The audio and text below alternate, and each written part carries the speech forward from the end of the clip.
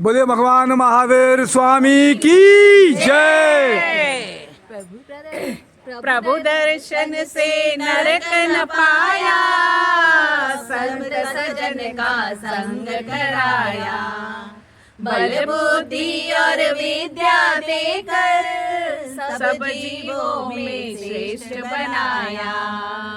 जो भी इनकी शरण में आते करते बेड़ा पार, हम पर किया बड़ा उपकार, हम पर किया बड़ा उपकार।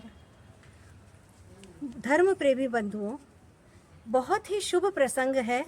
नवकार नगर में नूतन मंदिर का निर्माण हो रहा है।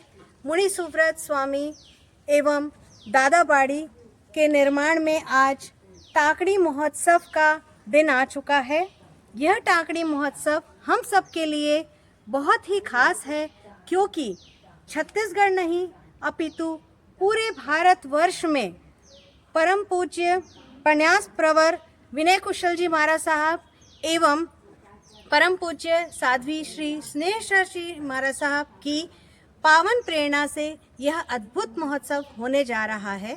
और इस अद्भुत महोत्सव में हमारी अपनी नगरी रायपुर नगरी में प्रतिमा को आकार देने के लिए पाषाण आ चुका है।